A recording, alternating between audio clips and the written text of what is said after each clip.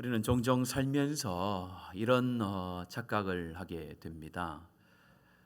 어제처럼 오늘도 살 수 있을 것이다 라는 착각을 하며 산다라는 것입니다. 보통 우리는 그렇게 살죠. 어제의 삶이 오늘도 이루어질 것이고 오늘의 삶이 내일도 당연히 나에게 주어질 것이다 라는 그런 막연한 기대와 소망을 가지고 살아가는 사람이 바로 저와 여러분입니다. 그런데 그렇지 못한 경우도 많이 있음을 또한 발견하게 되죠. 뜬금없이 걸려온 병원에서의 전화, 그 전화가 내 일상을 무너뜨리는 경우도 있습니다. 또 좋았던 관계가 깨어짐을 통해서 더 이상 그 관계를 유지하지 못함을 통해서 이전과 같은 좋은 관계를 갖지 못하고 좀 어려운 관계 속에서 또 살게 되어지는 경우도 있습니다. 또한 예기치 못한 여러 가지 사건들, 사고들이 우리 가운데 다가올 때마다 그렇게 평범하게 느껴졌던 삶이 이제 더 이상 우리 가운데 평범하게 다가오지 않고 어제 오늘이 도저히 이제 살아갈 수 없는 그런 상황이 펼쳐질 때가 있다라는 것입니다. 오늘 요한은 그런 상황을 가리켜서 이렇게 이야기합니다. 그런 상황이 올 때에 우리 하나님께서는 표적을 행하여 하나님을 알게 하고 하나님께로 돌아오게 한다라는 말씀의 핵심을 가지고 오늘 두 번째 표적을 보여주고 있습니다.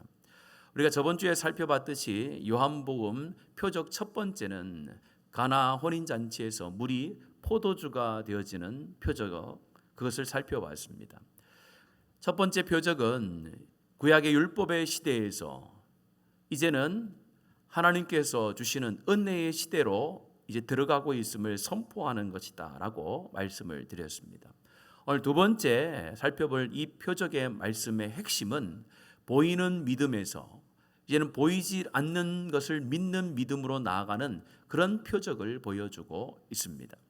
오늘 저와 여러분이 이 표적의 두 번째 사건을 살펴보면서 하나님께서 우리 가운데 어떠한 것을 요구하시고 어떤 삶을 살아가기를 기대하시는지 한번 살펴보고자 합니다.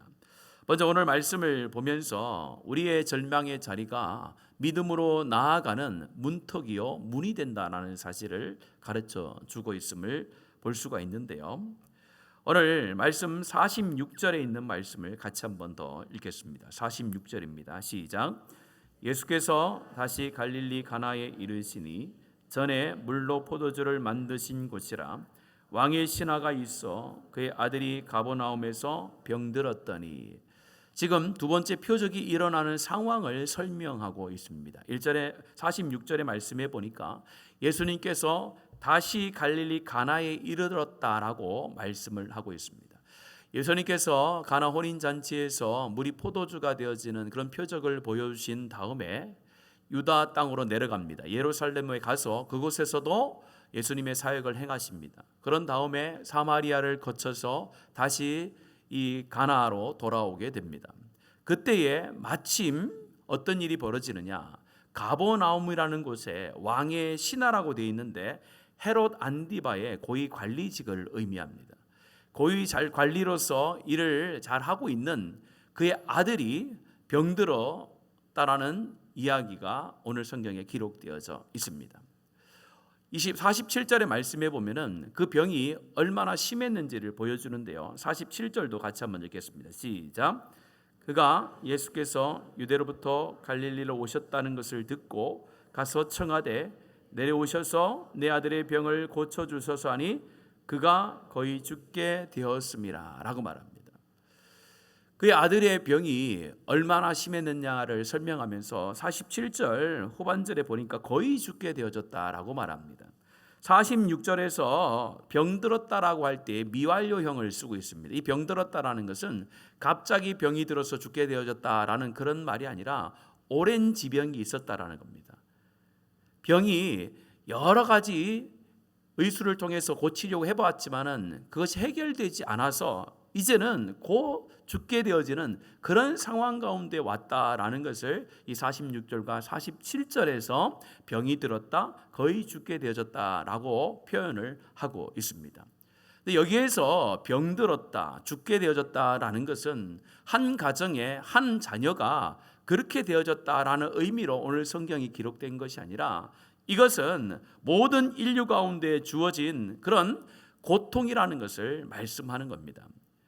한 아이의 고통, 한 가정의 고통이 아니라 모든 인류가 이 죽음이라는 것 앞에서 어찌할 수 없는 그런 고난과 고통과 역경의 삶이 주어졌다라는 것을 오늘 이 왕의 신하의 아들의 모습을 통해서 우리 가운데 가르쳐 주는 겁니다. 저와 여러분도 우리가 어찌할 수 없는 상황, 내가 가지고 있는 것을 가지고 다 동원하여 뭔가 해결해 보려고 해도 해결되지 않는 상황이 우리의 인생 가운데도 얼마든지 올 수 있다라는 것을 오늘 이 아이를 통하여서 가르쳐 주는 것입니다. 오늘 저와 여러분은 바로 그런 시대를 살아가고 있습니다. 참 어려운 시대예요. 우리가 가지고 있는 것으로 해결하려고 해도 해결되지 않는 상황들이 정말로 많이 일어나는 그런 시대를 살아가고 있습니다. 제가 잘은 모르지만 한 가지 예언을 한다면 앞으로의 우리의 삶은 훨씬 더 어렵고 힘들게 될 것입니다. 여기서 어렵고 힘들게 된다라는 것은 단순히 경제적인 것만 어렵고 힘들다라는 것이 아니라 모든 것이 다 어렵고 힘들게 된다라는 거예요. 왜냐하면 말세가 되어지면 이 세상이 혼란스럽게 된다라고 성경은 말을 합니다. 예수님이 오실 때에 여러 가지의 징조들에서 설명해 놓은 성경들의 말씀에 보면은 자연스럽고 또 보편적이며 이런 어떤 우리가 생각할 때에 그저 기준이라고 생각했던 것들이 흔들리게 되어지는 상황을 가리켜서 말세 때에 나타날 징조라고들 다 이야기합니다. 자연 현상에서도 그런 현상들이 나타날 것이고 사람들과의 관계, 특별히 자녀와 부모의 관계, 또 부부간의 관계 속에서도 그런 어려움들이 발생할 것이고 경제적인 것에도 발생할 것이고 문화적인 것에도 발생할 것이고 교육적인 것에도 발생할 것이고 모든 것이 혼란스러움으로 이제 하나님의 백성으로 이 땅을 살아가는 것이 훨씬 더 힘들게 될 것이다라고 성경은 말씀해 놓으셨습니다. 그렇기 때문에 그 말씀대로 저와 여러분이 말세의 때가 되면 갈수록 시간이 가면 갈수록 더 편안하고 더 좋은 세상이 열리는 것이 아니라 더 힘든 세상이 될 것이라는 겁니다. 과학 문명은 발전해서 더 편리하게 됐지만은 인간의 삶은 훨씬 더 많은 고민과 걱정과 어려움이 우리 앞에 다가올 수밖에 없는 그런 시대를 저와 여러분이 살게 되어지고 지금도 살고 있습니다. 이러한 때에 우리 가운데 소망이 있습니다. 어떤 소망이 있느냐? 오늘 말씀해 보니까 이 아버지가 어떻게 예수님을 찾게 됐는지를 설명하면서 간단하게 이야기를 합니다. 뭐라고 이야기합니까? 46절에 보니까 전에 물로 포도주를 만드신 곳이라 왕의 신하가 있어 그의 아들이 가버나움에서 병들었더니 그가 예수께서 유대로부터 갈릴리로 오셨다는 것을 듣고 가서 청하되 이렇게 얘기합니다. 처음에 뭐라고 합니까? 듣고 가서 청하되 세 가지 동사를 연거푸어 이야기를 하고 있습니다.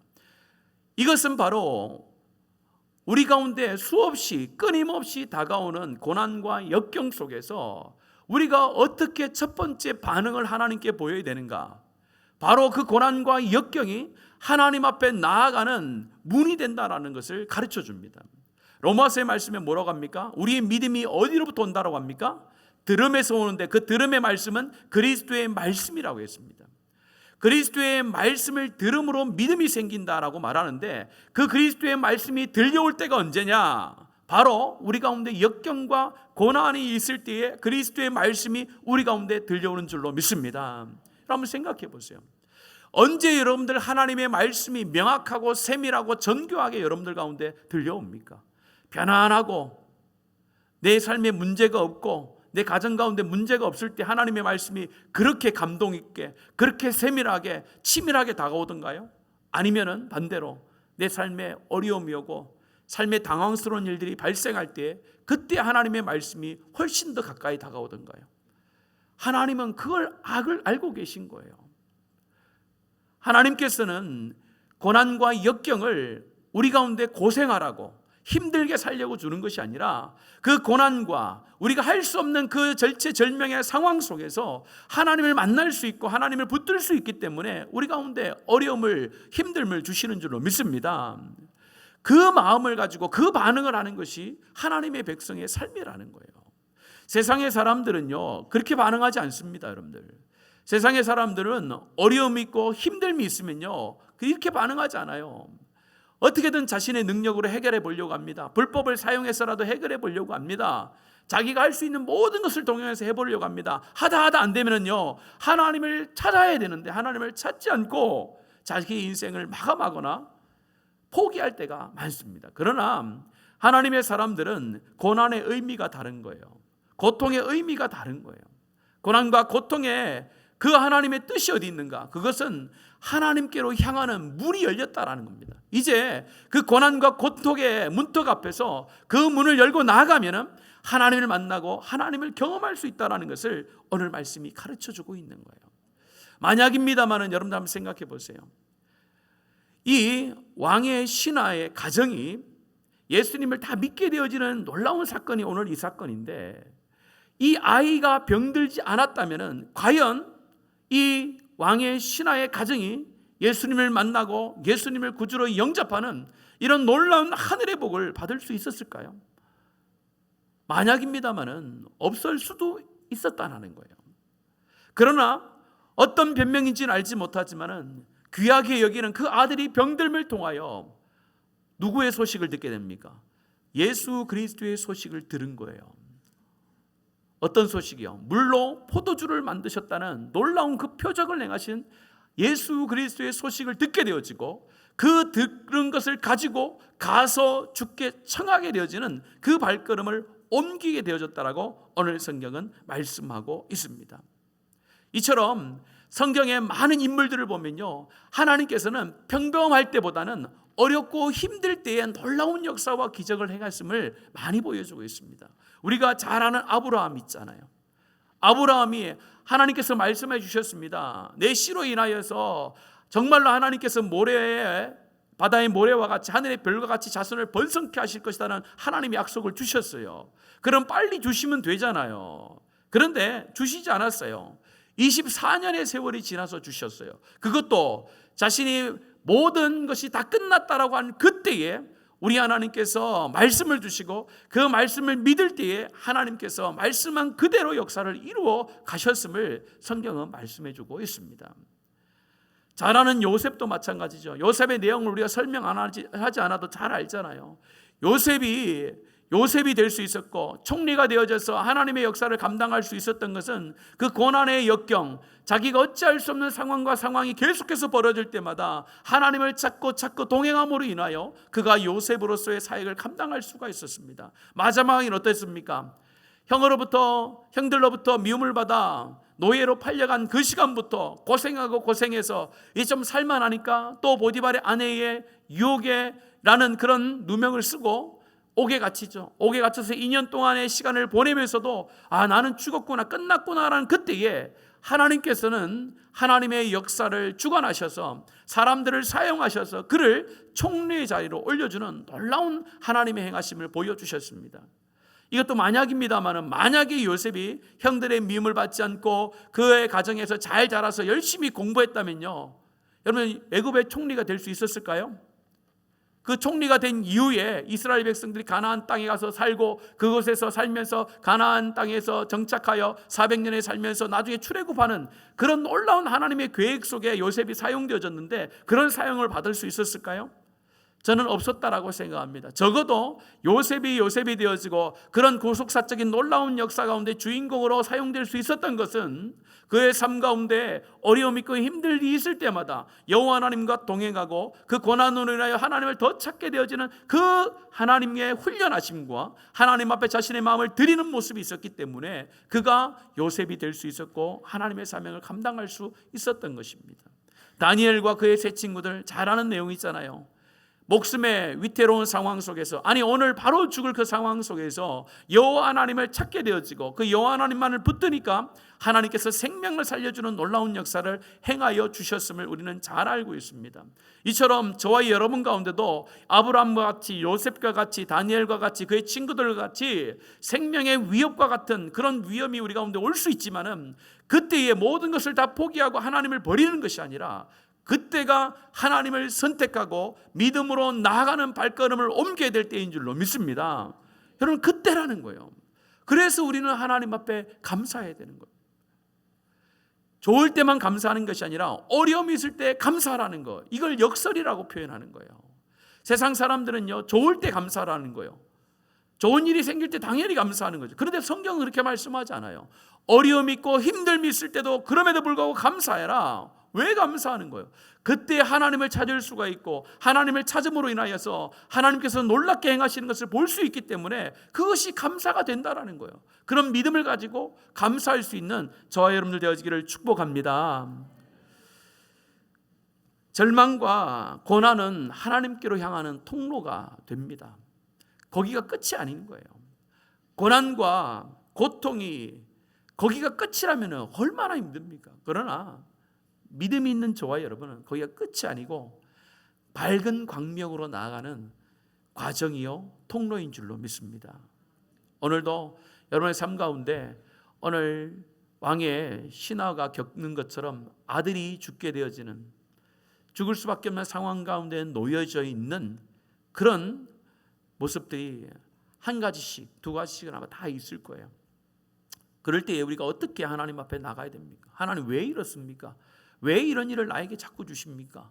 왜 나를 자꾸 힘들게 합니까? 이렇게 계속 기도하면요, 하나님은 기다릴 수밖에 없는 거예요. 기다릴 수밖에 없는 거예요. 왜요? 온전한 믿음을 가질 때까지, 온전한 신뢰를 할 때까지 기다리시는 겁니다. 오늘 이 시간에 우리 삶에 다가오는 역경과 고난은 다 다르겠지만은 그런 상황 속에서 이제 우리 믿음의 방향을 바꾸길 바랍니다. 하나님, 바로 이때가 하나님을 만날 때입니다. 하나님 앞에 내가 문을 활짝 열고 나아갈 때입니다. 예배의 자리를 지키고 기도의 골방을 지키고 말씀의 책상으로 나아가 하나님을 더 가까이 해야 될 그때인 줄로 믿습니다. 하나님, 그런 마음을 가지고 하나님, 내가 살아가겠습니다. 하나님, 나를 좀 지켜주시옵소서. 그런 결단으로 오늘 한 주를 시작하는 저 여러분 되기를 축복합니다. 두 번째 살펴볼 수 있는 것은 첫 시작을 그렇게 오늘 합니다. 그런데 그 여정이 참 쉽지 않은 거예요. 오늘 그 여정에 대해서 오늘 성경이 짧은 구절, 이 두 구절을 통하여서 가르쳐주고 있는데 그 뒤에 말씀 48절과 49절 말씀 이어서 같이 읽도록 하겠습니다. 시작. 예수께서 이르시되 너희는 표적과 기사를 보지 못하면 도무지 믿지 아니하니라. 신하가 이르되 주여, 내 아이가 죽기 전에 내려오소서. 저번 주에 살펴본 물이 포도주가 되어지는 사건 속에서도 왜 예수님께서는 굳이 저렇게 말씀하실까라는 의아함이 들었습니다. 무엇입니까? 자신의 어머니가 와서 이 연회장에 포도주가 없습니다 라고 이야기를 했더니 어머니에게 뭐라고 이야기합니까? 그것이 나하고 무슨 상관이 있습니까? 이렇게 이야기하잖아요. 뜬금없는 이야기를 하는 거예요. 오늘 말씀도 같아요. 오늘 이제 병이 낫도록 고쳐주십시오라고 부탁하는 그 아버지에게 예수님께서 말씀하시기를 너희는 표적과 기사를 보지 못하면 도무지 믿지 못하는구나, 이렇게 질책 아닌 질책을 하고 있는 거예요. 그 다음에 뒤에 말씀에 뭐라면 또 그러니까 그 신하가 말하기를 주여, 내 아이가 죽기 전에 내려오소서, 이렇게 얘기합니다. 이거를 만약에 그 드라마나 영화로 보면요, 이 동문서답하는 거 아닙니까? 이렇게 얘기하는데 이렇게 얘기해요. 서로 지금 대화가 되는 겁니까? 안 되는 겁니까? 대화가 되지 않는 것처럼 우리 입장에서는 보일 수가 있어요. 그러나 저와 여러분이 지금 예수님이 앞에 있고 지금 내 아이와 우리 아이가 지금 죽는 상황 가운데서 예수님께서 그렇게 말씀하신다라고 생각하시면서 여러분들이 주인공이라고 한번 생각해 보세요. 그럼 충분히 이해가 되어지는 말씀이에요. 지금 예수님께서 이 아버지의 믿음을 관통하여 보고 계신 거예요. 아버지가 가지고 있는 믿음이 어떤 믿음인가를 지금 점검하시는 거예요. 아버지의 믿음은요, 무엇을 들은 믿음입니까? 물이 포도주가 되어지는 그런 기적과 표적을 본 믿음을 가지고 나온 거예요. 그 믿음이 있는 그에게 그 믿음으로는 안 된다라는 걸 가르쳐 주는 거예요. 보이는 것을 통해서 믿는 게 아니라 보이지 않는 것을 가지고 믿어야 되는데, 너는 지금 나한테 와서 내 아들이 낫기를 원하여 기도하는데 너의 가운데 있는 믿음은 내가 생명의 주인이요 이 땅의 창조주라는 것을 믿는 그 믿음이 아니라 단순히 어떤 믿음이요? 물이 포도주가 변하다 시키는 그냥 능력을 가지고 있는 신으로만 네가 알고 있다. 그 믿음은 내가 원하는 믿음은 아니다라는 거예요. 그 말씀을 지금 48절에서 하신 거예요.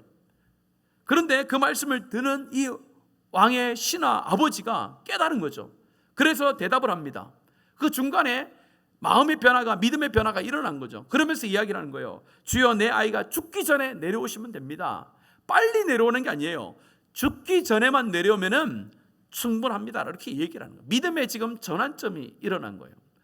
예수님께서 원하시는 믿음은 뭔가를 보고 믿음이 아니었죠.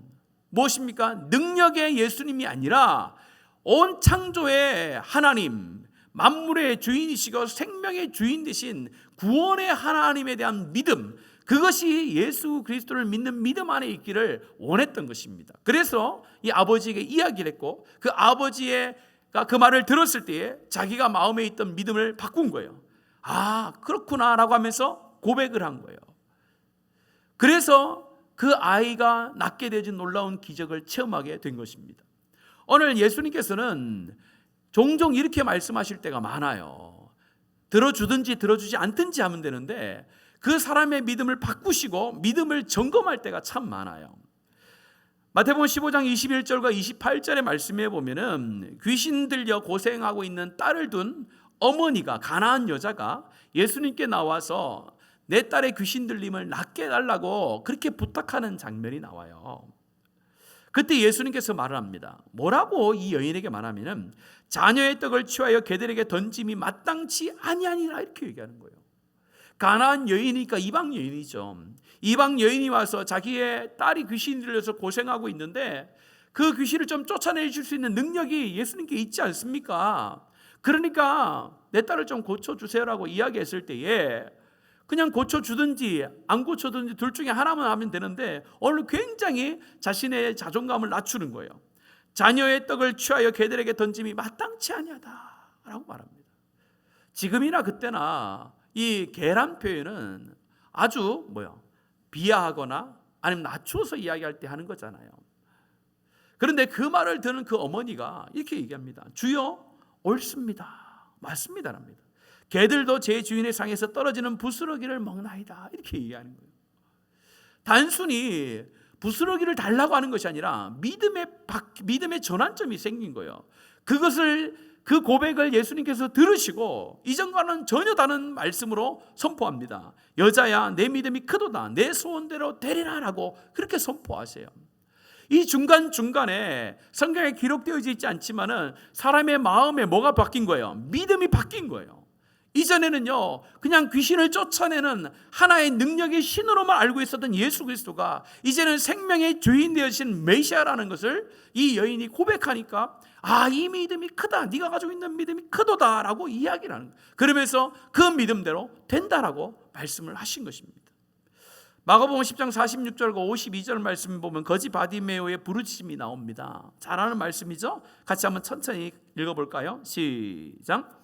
그들이 여리고에 이르렀더니 예수께서 제자들과 허다한 무리와 함께 여리고에서 나가실 때에 디메오의 아들인 맹인 거지 바디메오가 길가에 앉았다가 나사렛 예수시란 말을 듣고 소리질러 이르되 다윗의 자손 예수여 나를 불쌍히 여기소서 하거늘 많은 사람이 꾸짖어 잠잠하되 그가 더욱 크게 소리질러 이르되 다윗의 자손이여 나를 불쌍히 여기소서 하는지라. 아멘. 맹인이었기에 거지로 살아갈 수밖에 없는 그 바디메오가 예수가 지나간다는 소식을 듣고 외칩니다. 나를 좀 도와달라고 외칩니다. 많은 사람들이 말립니다. 그래도 외칩니다. 그 외치고 외칠 때에 예수님께서는 그 고백을 들으시고 낫게 하시는 놀라운 은혜를 허락하세요. 그런데 그가 예수를 부를 때에 뭐라고 부르는지가 굉장히 중요해요. 오늘 말씀해 보면요, 예수님을 부를 때에 뭐라고 부릅니까? 그렇죠? 나사렛 예수시란 말을 듣고 소리질러 이르되 나사렛에서 태어난 예수라는 소식을 들었어요. 그런데 그가 그 고백을 할 때는 다윗의 자손 예수여 이렇게 얘기합니다. 보통 성경에서 다윗의 자손 예수여라고 하는 것은 어디에 근거한 것이냐? 구약에서 다윗의 자손으로부터 누가 나온다는 거예요? 메시아가 나온다라는 그 믿음을 가지고 선포할 때 다윗의 자손 예수여라고 외칩니다. 그러니까 이 바디메오라는 사람은 단순히 눈을 뜨게 하고 이 상황을 고쳐주는 그런 능력이 가지고 있는 하나님으로 한정시켜 예수님을 바라본 것이 아니라 내 앞에 있는, 내 앞을 지나가는 이 예수는 구약에서 말씀하신 모든 인류를 구원해 내실 그런 메시아라는 고백 가운데서 다윗의 자손 예수야라고 외쳤던 것입니다. 이런 믿음이 역사를 이루는 줄로 믿습니다. 우리는 종종 하나님 앞에 나와 하나님을 찾을 때가 있어요. 고난이 와서, 힘듦이 와서 하나님을 찾을 때가 있어요. 그런데 찾고 찾는데 중도에 포기할 때가 참 많아요. 하나님께서 지원하시고 하나님께서 늦추시고 하나님께서 응답을 허락하지 않는 것처럼 우리가 여기면서 포기의 자리로 나갈 때가 참 많습니다. 그런데 포기하시면 안 돼요. 우리가 하나님의 때를 기다리자라고 저번 시간에 말씀을 드렸어요. 물이 포도주가 되어지는 그 사건의 현장 속에서도 그런 어떤 어려움이 있을 때에 우리가 먼저 가지고 있어야 될 삶의 태도, 하나님께 보여야 될 태도에 대해서 이야기할 때에 첫 번째가 바로 하나님과 나의 관계가 어떤 관계인지 다시 정립하고 하나님의 때를 신뢰함으로 내가 기다릴 줄 아는가를 살펴봐야 된다라고 말씀을 드렸는데 오늘도 똑같습니다. 오늘도 내 삶 가운데 기적과 역사가 일어나지 아니하더라도 내 간구가 내 뜻대로 내 계획대로 이루어지지 아니하더라도 포기하지 아니하고 내 믿음을 하나님께로 집중시키는 것이 필요하다라고 말씀하는 거예요. 우리는 우리가 기도할 때 응답을 기다리고 우리가 더 안달나서 하나님 앞에 응답을 소원한다라고 말하지만은 반대입니다, 여러분들. 하나님께서 더 기다리시는 거예요. 어떨 때까지? 너희들의 믿음이 내 믿음, 내가 생각하는 믿음과 같아질 때까지 우리 하나님께서 더 기대하며 기다리고 계시는 줄로 믿습니다. 그런 마음이에요. 우리는 왜 하나님 응답이 안 돼요? 왜 늦습니까? 라고 하나님 앞에 항의하지만은 하나님께서 더 우리 가운데 요구하시는 거야. 야, 내가 지금 다 준비되어 있다. 내가 다 들어주려고 내가 준비하고 있다. 그런데 왜 들어주지 못하는 이유가 뭐예요? 네가 가지고 있는 나에 대한 믿음이 내가 원하는 믿음이 아니라는 거예요. 내가 원하는 믿음이 아니기 때문에 네가 계속 나를 찾으면서 하나님과 자꾸 눈을 마주치라. 자꾸 하나님 앞에 초점을 마주쳐라. 그래서 하나님의 시선과 내 시선이 같아지면 하나님께서는 지체하지 아니하시고 우리 가운데 응답하시는 줄로 믿습니다. 그래서 우리가 계속해서 끊이지 않고 날마다 하나님을 찾아야 될 이유가 여기에 있습니다. 한 달 전에 은혜 받은 걸로 지금 살아갈 수 있습니까? 아니, 오늘 은혜 받은 걸 가지고 내일이 저절로 사라집니까? 아니잖아요. 매일매일 우리가 순간순간 포기하지 않고 하나님을 찾고 찾는 모습이 우리 가운데 있어야 됩니다. 하나님을 찾고 찾는다라는 것은 하나님과 요구하고 계속 요구한다, 그런 의미가 아니라 계속해서 나의 시선과 하나님의 시선을 맞춘다라는 거예요. 하나님의 시선과 내 시선이 맞아지는 그 순간에 하나님의 역사는 일어나는데, 그렇게 되어질 때가 언제냐? 하나님을 찾을 때라는 거예요. 한 번 찾아서 하나님의 뜻을 찾을 수 없고, 한 번 찾아서 하나님의 시선과 마음에 우리의 마음과 우리의 시선을 맞출 수 없는 것이 연약한 존재이기 때문에 매일매일마다 하나님의 말씀을 보면서 기도하면서 하나님, 내가 하나님의 마음에 맞는, 하나님의 뜻에 맞는 삶을 걸어가 보겠습니다. 그런 생각으로 내 마음을 채우겠습니다. 그렇게 할 때요, 우리 하나님께서는 이미 우리 가운데 역사의 발걸음으로 채워나가신 줄로 믿습니다. 여러분들, 하나님은요 지체하기를 지체하기를 기뻐하지 않습니다. 여러분들, 빨리 응답해 주기를 원해요. 하나님도 답답해 하세요. 우리가 그 믿음으로 돌아설 때까지 포기하지 않고 오길 바라십니다. 여러분의 삶에 한번 하나님을 찾다가 혹시 포기하거나 조금 하나님 앞에 나와 하나님의 뜻을 구하다가 포기하신 분이 있다면 오늘 이 시간을 통해서 다시 한번 그 자리부터 다시 시작하는 복된 삶의 길이 열려지기를 축복합니다. 찾으세요. 찾고 찾으면요, 우리 하나님께서 말씀합니다. 열린다라고 말씀하십니다. 두드리면요 반드시 열리게 돼 있어요. 두드리는 과정 속에 내 마음과 내 생각과 내 뜻은 십자가 밑에 내려놓고 하나님의 뜻에 자꾸 집중을 하세요. 하나님의 마음에. 그러면요, 하나님의 마음을 내가 알게 될 때에 그때 하나님의 놀라운 회복의 역사, 구원의 역사, 기적의 역사가 일어나는 줄로 확신합니다. 마지막 세 번째, 오늘 이 세 번째가 오늘 말씀의 가장 중요한 핵심의 말씀입니다. 오늘 말씀 50절부터 53절까지의 말씀을 천천히 같이 읽도록 하겠습니다. 시작.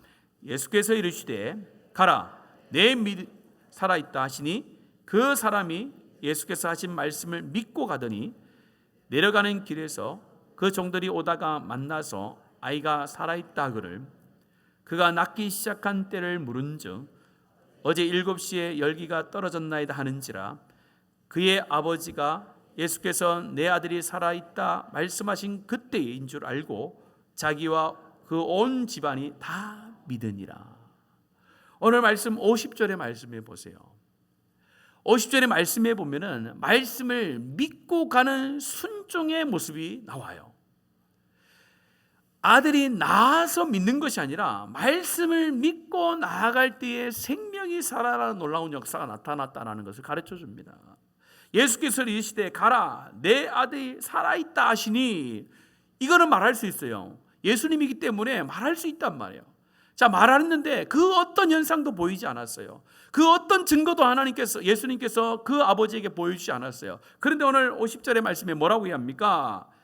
그 사람이 예수께서 하신 말씀을 뭐하고 갔다고요? 믿고 갔다라고 얘기하는 거예요. 단순히 그냥 믿고 갔다라고 하니까 그럴 수 있지라고 하지만은 여러분들이 아버지라고 생각해 보세요. 여러분들이 아버지라고 생각해 보세요. 그게 가능한 일입니까? 믿음이 없이는 절대로 가능한 일이 아니에요. 그러면서 더 확인을 합니다. 52절에 보세요. 이제 길을 가다가 종들이 이제 그 소식을 알려주기 위해서 오다가 만났어요. 보통 가나하고 가버나움은 35km 정도 돼 있습니다. 그러니까 가나라는 곳은 갈릴리 지역이 해발로부터 400m 낮기 때문에 쭉 올라와서 그 가나에 오게 되는데, 올라오는 어느 중간에서 만났겠죠. 만나서 이 아버지가 한번 물어보는 거예요. 52절에 이렇게 말하잖아요. 그가 낫기 시작한 때를 물은즉 어제 7시에 열기가 떨어졌나이다 하는지라, 이렇게 얘기하는 거예요. 그러니까 53절에 예수께서 말씀하신 그때인 줄 알고 자기와 그 온 집이 다 믿게 되어지는 역사가 있었다는 거예요. 이것을 보면서 우리 하나님께서는 어떻게 역사하시느냐, 순서가 있다는 거예요. 순서가. 우리의 순서는 있어요. 우리가 순서는 뭡니까? 먼저 하나님 좀 보여주면 좋겠다는 거잖아요. 하나님 나에게 기적이 일어나고 표적이 일어나고 능력이 일어나면은 하나님을 믿는데 얼마나 도움됩니까? 저도 그런 생각을 많이 합니다. 제가 여기서 설교를 팍 하면요, 여기 있는 모든 사람들의 모든 것이 문제와 질병이 한꺼번에 싹 해결되면은 모든 사람들이 다 우리 교회로 올 것 같죠? 예, 옵니다. 오기는 와요. 오기는 옵니다. 그런데 하나님이 원하는 믿음이 아니라는 거죠. 기적이 일어나지 않는다라는 의미가 아니라 순서가 있다라는 거예요. 성경을 보세요. 그 어느 성경에도 먼저 기적을 주고 믿음을 체크한 적이 없어요. 믿음을 먼저 검증하시고 기적과 표적을 보여주셨지, 기적을 먼저 보여주고 믿음이 생길 거라, 그것은 사람의 생각이라는 거야. 그러나 하나님은 그렇게 사람의 마음에 사람의 생각이 넘어가지 않죠. 그래서 뭘 가지고 말씀합니까? 진리의 말씀을 가지고 말씀할 때 그것을 믿고 갔더니 뭐요? 낫게 되어진 거예요. 예수님의 말씀이 선포될 때에 그 아이의 병이 나았는지, 아니면은 그 아버지가 그 말씀을 믿고 발걸음을 옮겼을 때 나았을지는, 어느 때에 나은지는 알 수는 없습니다. 그러나 중요한 것은 하나님의 말씀 한마디로 그 아이의 병이 치료되어지고 생명이 다시 한번 살아났다라는 이것이 중요합니다. 우리 하나님께서는 하나님의 귀한 말씀으로 역사하시고 말씀으로 표적을 이루어내시는 분이에요. 물이 포도주가 되어지는 사건 속에서도 하나님께서는 먼저 물이 포도주가 되어지는 사건을 보여주시고 말씀한 것이 아니라 말씀에 순종할 때에 물이 포도주가 되어지는 역사를 보여주셨듯이, 사람의 생명의 주관 되신 예수님께서 사람의 생명도 하나님의 말씀을 통하여 일으키고 세운다는 것을 가르쳐주는 것이 바로 두 번째 표적의 말씀입니다. 오늘 요한복음에서 강조하는 것은요, 하나님의 말씀입니다. 왜 그러냐면요, 말씀이 육체로 내려오신 분이 예수 그리스도라고 1장에 고백하고 있거든요. 우리가 보통 기독교를 이야기할 때에 말씀의 종교라고 이야기해요. 참 이상하지 않습니까? 어떤 신의 이름을 그 신을 믿는데 그 종교를 정의 내릴 때에 말씀의 종교라고 이야기하는 거 좀 이상하지 않아요? 왜 교회 가운데서 왜 기독교가 말씀의 종교, 말씀을 그렇게 중요하게 여길까요? 이유가 있습니다. 왜 이유가 있느냐? 늘 창세기에 보면요, 하나님께서 천지를 창조하실 때 무엇으로 창조했다라고 말씀합니까? 말씀으로 창조하셨다라고 했어요. 권능의 말씀으로 천지를 창조하셨다라고 그렇게 이야기를 합니다. 여기서 하나님께서 말씀으로 창조하셨다라고 이야기할 때에 말이 있어서 말을 했다라고 표현하는데 아니죠.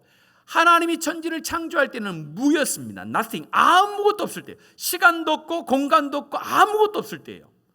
아무것도 없을 때에 하나님, 성삼위 하나님이 존재하셨고 그 하나님이 말씀을 통하여 천지를 창조하셨는데 그 말씀을 통하여 천지를 창조하셨다라는 것은 우리에게 말씀을 통하여 천지를 창조하셨지 본인들에게 있어서는요, 생각과 의도라는 거예요. 하나님이 생각하고 의도하였을 때 그것이 현실이 되어졌다라는 것을 바로 천지를 말씀으로 창조했다라는 겁니다. 그 천지를 창조하실 때 말씀으로 창조하신 그 말씀이 이제 육신을 입고 이 땅에 내려오신 분이 예수 그리스도라고 요한복음 1장에서 고백하고 있어요. 그래서 예수님께서 이 땅에 오셔서 말씀하시는 그 모든 말씀은 창조 때에 성삼위 하나님께서 천지를 창조하신 말씀과 동일한 말씀이었고, 그렇기 때문에 그 말씀이 선포될 때에 모든 생명이 통치 아래 들어가고 모든 만물이 그 통치 아래 순종할 수밖에 없었던 것입니다. 그 하나님의 말씀이 지금도 저 여러분 가운데 들려지고 있는 줄로 믿습니다. 그 말씀이 이제는요, 어떻게 들려옵니까? 기록된 말씀으로 주어졌다라고 하는 거예요.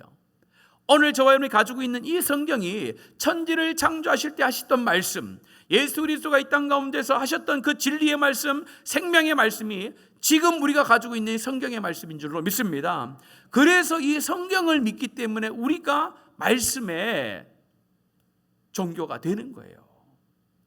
그래서 우리는 이 말씀을 드릴 때에 어떤 말씀으로 드려야 됩니까? 사람의 말, 글자로 듣는 것이 아니라 계시의 말씀으로 들어야 되는 줄로 믿습니다. 그 계시의 말씀은 하나님의 능력 있는 말씀인 줄로 믿습니다. 그래서 우리가 말씀을 선포하라는 거예요. 여러분의 삶 가운데 이 말씀을 그대로 믿고 그대로 될 것을 알고 선포할 때에 그 믿음의 선포가 하나님 마음에 들었을 때에 하나님의 역사는 반드시 일어나는 줄로 믿습니다. 오늘 그 말씀을 믿고 갔더니 하나님의 역사가 일어나고 온 가족이 예수를 믿게 되어지는 은혜를 경험했다라는 것을 말합니다. 오늘 이 말씀 속에서 보여주는 게 무엇입니까? 보이는 것을 통하여 믿는 믿음을 내가 너희들 가운데 요구하지 않는다. 보이지 않지만은 보이지 않는 것을 통하여 네가 믿을 수 있느냐, 그걸 강조하는 거예요. 의심 많은 도마, 성경에 의심 많은 도마라고 표현되어 있지 않습니다. 그러나 우리는 의심 많은 도마라고 이야기해요. 왜 의심 많은 도마라고 이야기합니까? 부활하신 예수님을 다른 사람들이 만나고 봤다는데 못 믿었잖아요. 못 믿으니까 의심이 생기고 그래서 의심 많은 도마가 된 거예요. 근데 그 도마를 질책하기 위해서 그 성경이 기록해 놓은 것인가요? 아니잖아요. 그 성경을 기록해 놓으면서 핵심의 말씀이 뭡니까? 그 당시의 사람들은 보고 믿었는데 앞으로 뭐요? 이제 예수님께서 부활 승천하셔서 하늘에 가면 볼 수 있다 없다? 볼 수 없다라는 거예요. 예수님을 눈으로 본 자가 없습니다, 이제는. 그런데 더 복된 자들이 있다. 보지 않고 믿는 자들이 더 복되다라고 해요. 보지 않고 믿는데, 그럼 보지 않고 뭘 통해서 믿는다는 거예요? 하나님의 말씀을 들음으로 믿는다는 거예요. 그래서 믿음은 들음에서 나는 거예요. 듣고 믿는 것이 더 보고 믿는 것보다 훨씬 더 복된 믿음이라고 말씀을 하고 있습니다. 우리 하나님께서 오늘 저와 여러분 가운데 말씀하십니다. 가라, 내 아들이 살아있다.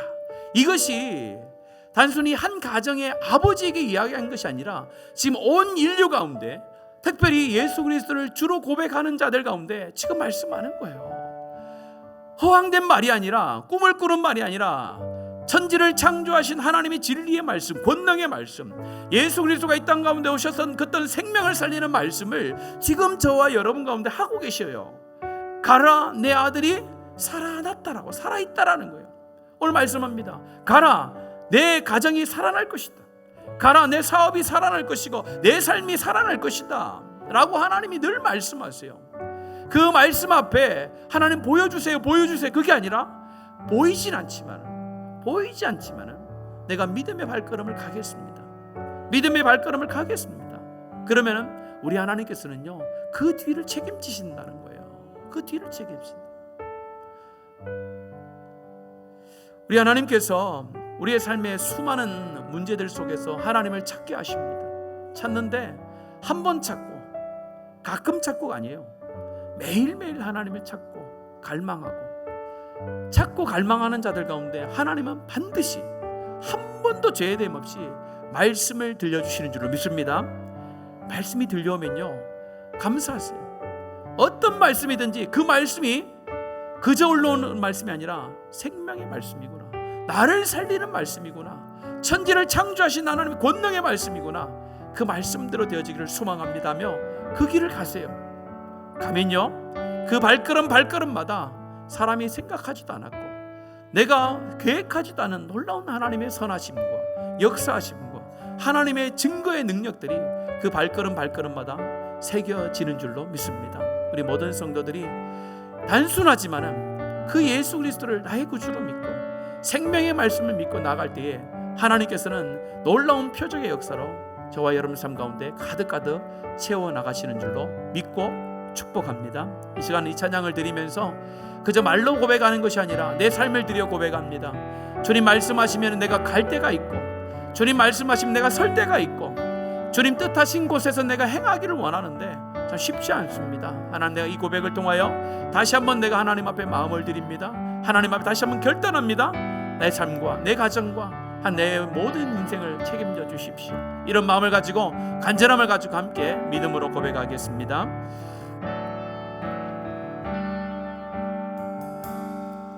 주님 말씀하시며 내가 나가리다. 주님 뜻이 아니면 내가 멈춰서리다. 나의 가고 서는 것 주님 뜻에 있으리. 오 주님. 믿음의 고백으로 다시 한번 드릴까요? 주님 말씀하시면, 주님 말씀하시면 내가 나가리다. 주님 뜻이 아니면 내가 멈춰서리다. 나의 가고 서는 것 주님 뜻에 있으. 오 주님, 오 주님, 나를 이끌소. 뜻하신 그곳에, 뜻하신 그곳에 나 있기 원합니다. 이끄시는 대로 순종하며 살리니 연약한 내 영혼 통하여 일하소서. 주님 나라와 그 뜻을 한 번 더 고백할까요? 뜻하신 그곳에, 뜻하신 그곳에 나 있기 원합니다. 이끄시는 대로 순종하며 살리니 연약한 내 영혼 통하여 일하소서. 주님 나라와 그 뜻을 위하여. 오 주님,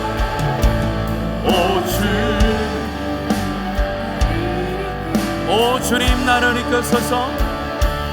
오 주님 나를, 오 주님 나의 가정과 삶을 이끄소서. 오 주님 나를 이끄소서. 자, 함께 기도하겠습니다. 들은 말씀을 기억하며 하나님, 내 삶에 어려움이 있으면 하나님이 잘 알고 계실 텐데 그 어려움이 변하여 하나님 앞에 나아가는 기회가 되게 하시고, 하나님 앞에 나아갈 때에 한 번의 나아감이 아니라 날마다 깨어 주님 앞에 나아가는 심령 되게 하셔서 주님 말씀하실 때에 그 말씀을 허투루 듣지 아니하고 진리의 말씀, 권능의 말씀, 창조의 말씀으로 듣고 그 말씀 따라 행할 때에 하나님께서 말씀의 놀라운 역사를, 표적을 행하여 주시옵소서. 하나님, 내 삶 가운데 풀려지지 않은 수많은 문제들 속에서 헤매이는데 이 문제들이 하나님 오늘 이 말씀을 통하여 다 떠나가게 하시고 내 삶의 고민이 변하여 감사가 되게 하시고 하나님을 찬송하고 영광을 올려드리는 복된 삶이 되게 하여 주시옵소서. 우리 주의 이름을 크게 한번 부르며 주님 앞에 간절한 마음을 가지고 하나님 앞에 기도하겠습니다.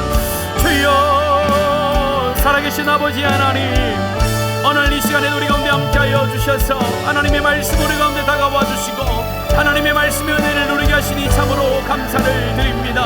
하나님, 우리의 삶에 수없이 많은 어려움과 고난과 고통 속에서도 우리가 하나님 좌절하지 아니하고 포기하지 아니하고 주님 앞에 나와 예배자로 섭니다. 하나님, 하나님의 은혜 오늘 우리의 삶 속에 하나님께서 말씀하여 주시니 감사합니다. 더 하나님을 찾고 찾는 자의 삶을 추구하게 하여 주시옵소서. 더 하나님을 만나는 자리, 하나님 앞에 나아가는 자리를 사모하게 하여 주시옵소서.